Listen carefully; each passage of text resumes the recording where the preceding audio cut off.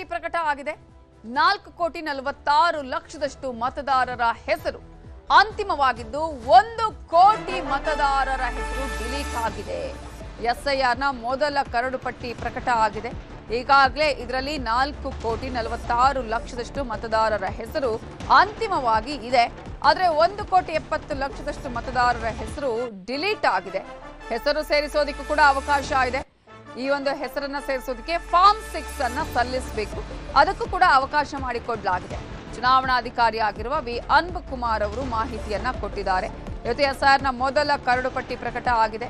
ಇದರಲ್ಲಿ ಪುರುಷರು 2,21,59,240 ಆದರೆ ಮಹಿಳೆಯರ ಸಂಖ್ಯೆ 2,24,73,864 ಮಂದಿ ಇದ್ದಾರೆ.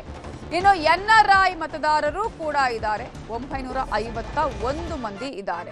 ಸೊ ಯಾರ್ಯಾರ ಹೆಸರು ಈಗ ಇದರಿಂದ ಬಿಟ್ಟು ಹೋಗಿದೆ ಅವರಿಗೆ ಮತ್ತೊಂದು ಚಾನ್ಸ್ ಇದೆ.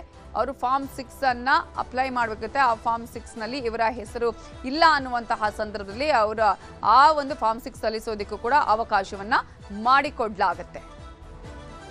ಯಾರ್ಯಾರ್ದು ಹೆಸರುಗಳು ಕೊಟ್ಟು ಅದರಲ್ಲಿ ಅನಾಮಲೀಸ್ ಇದೆ ಅವರದು ಸುಮಾರು 20,35,000 ಇದೆ. ಆಮೇಲೆ ನೋ ಮ್ಯಾಪಿಂಗ್ ಕೊಡದೇ ಇರುವವರ ಸಂಖ್ಯೆ 23,45,000. ಒಟ್ಟಾರೆ 43,81,000 ಮತದಾರರಿಗೆ ನೋಟಿಸ್ ಕೊಟ್ಟು ಅದನ್ನು ವಿಚಾರಣೆ ಮಾಡಿ ERO ಅಥವಾ AERO ಅವರು ಒಂದು ಅಂತಿಮ ತೀರ್ಮಾನ ಕೈಗೊಳ್ಳಲು ಅಗತ್ಯ ಇರ್ತದೆ. ಸೊ ನಮ್ಮ ಮತದಾರರ ಪಟ್ಟಿಯಲ್ಲಿರುವ 4,46,00,000 ಮತದಾರರ ಪೈಕಿ 43,81,000 ಮತದಾರರಿಗೆ ನೋಟಿಸ್ ನೋಡುವ ಪ್ರಕ್ರಿಯೆ ಇವತ್ತಿನಿಂದ ಸ್ಟಾರ್ಟ್ ಆಗುತ್ತದೆ.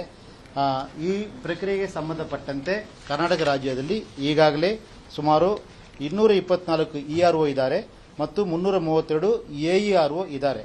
ಈಗ ಈ ನೋಟಿಸ್ ಕೊಡುವ ಸಂಬಂಧವಾಗಿ ನಾವು 3,926 ಅಡಿಷನಲ್ AERO ಅನ್ನ ಗುರುತು ಮಾಡಿ ಅವರಿಗೆ 2 ಸಾರಿ ಟ್ರೈನಿಂಗ್ ಅನ್ನು ಕೊಡಲಾಗಿದೆ. ಈ ಅವರ ಅಪಾಯಿಂಟ್ಮೆಂಟ್ ಆದೇಶ ಚುನಾವಣಾ ಆಯೋಗದಿಂದ ಇವತ್ತು ಅಥವಾ ನಾಳೆ ಒಳಗೆ ಬರುವ ನಿರೀಕ್ಷೆ ಇರ್ತದೆ. ಅದು ಬಂದ ಕೂಡಲೇ ನೋಟಿಸ್ ಜಾರಿಯಾಗುವ ಪ್ರಕ್ರಿಯೆ ಸ್ಟಾರ್ಟ್ ಆಗುತ್ತದೆ. ಸೊ ಈ 43 ಲಕ್ಷ ಮತದಾರರು ಯಾರಿದ್ದಾರೆ ಅನಾಮಲೀಸ್ ಅಂಡ್ ನೋ ಮ್ಯಾಪಿಂಗ್ ಅವರಿಗೆ ನೋಟಿಸ್ ಕೊಟ್ಟು ಸಂಬಂಧಪಟ್ಟ ಮತದಾರರಿಂದ ಮಾಹಿತಿಯನ್ನ ಪಡೆದು ಅಂತಿಮ ತೀರ್ಮಾನ ಕೈಗೊಳ್ಳುವ ಜವಾಬ್ದಾರಿ ಈ AERO ಮತ್ತು ಸೊ ಈಗಾಗಲೇ ಸರ್ನ ಮೊದಲ ಕರಡು ಪಟ್ಟಿ ಪ್ರಕಟ ಆಗಿದೆ.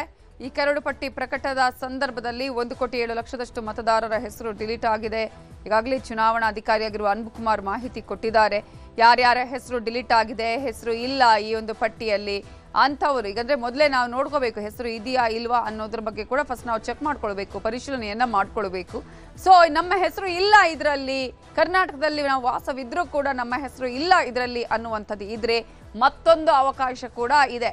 ಕಾರಣ ಆ ಒಂದು ಮತ್ತೊಂದು ಅವಕಾಶ ಹೇಗಪ್ಪ ಅಂತ ಹೇಳಿದ್ರೆ ನಿಮ್ಗೆ ಒಂದು ಫಾರ್ಮ್ ಅನ್ನು ನೀಡಲಾಗುತ್ತೆ. ಅದು ಫಾರ್ಮ್ 6 ಅನ್ನುವಂಥದ್ದು.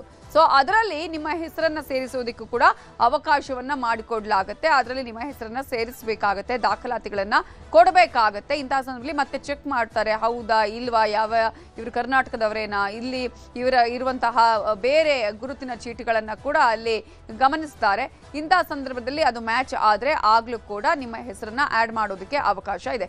ಹಾಗಾಗಿ ಆತಂಕಗೊಳ್ಳುವ ಅವಶ್ಯಕತೆ ಇಲ್ಲ. ಯಾರ್ಯಾರ ಹೆಸರು ಇಲ್ಲ ಇದರಲ್ಲಿ ಅವರು ಇದರ ಪ್ರಕ್ರಿಯೆಗಳನ್ನ ಮಾಡ್ಕೊಳ್ಬೇಕಾಗತ್ತೆ. ಮತ್ತೆ ತಮ್ಮ ಮತದಾರರ ಪಟ್ಟಿಯಲ್ಲಿ ಅಂದ್ರೆ ಈಗ ವಿಶೇಷ ಪರಿಷ್ಕರಣೆ ಏನು ಆಗ್ತಾ ಇದೆ ಅದರಲ್ಲಿ ತಮ್ಮ ಹೆಸರು ನೋಂದಾಯಿಸಿಕೊಳ್ಳೋದಕ್ಕೂ ಕೂಡ ಅವಕಾಶವನ್ನ ಮಾಡಿಕೊಡಲಾಗಿದೆ. ಅನೇಕರ ಹೆಸರು ಬಿಟ್ಟು ಹೋಗಿದೆ, ಕೆಲವರು ಇರಲಿಲ್ಲ ಎಸ್ಐಆರ್ನ ಅಂದ್ರೆ ಆಫೀಸರ್ಸ್ ಇಲ್ಲಿ ಬಂದಂತಹ ಸಂದರ್ಭದಲ್ಲಿ, ಈ ಪ್ರಕ್ರಿಯೆಗಳು ಆದಂತಹ ಸಂದರ್ಭದಲ್ಲಿ ಕೆಲವು ಕಡೆಯಲ್ಲಿ 1-2 ಕಡೆ ಇರುತ್ತೆ. ಅದನ್ನ ಡಿಲೀಟ್ ಮಾಡುವಂತಹ ಸಂದರ್ಭದಲ್ಲಿ 2 ಕಡೆಯಿಂದಲೂ ಡಿಲೀಟ್ ಆಗಿರುವಂತಹ ಚಾನ್ಸಸ್ ಕೂಡ ಇರುತ್ತೆ.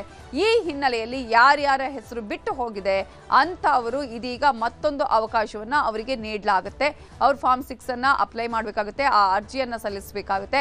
ಆ ಅರ್ಜಿಯಲ್ಲಿ ಎಲ್ಲಾ ರೀತಿಯಾದಂತಹ ಮಾಹಿತಿಗಳನ್ನ ನೀಡಬೇಕಾಗುತ್ತೆ, ದಾಖಲಾತಿಗಳನ್ನ ಕೊಡಬೇಕಾಗತ್ತೆ.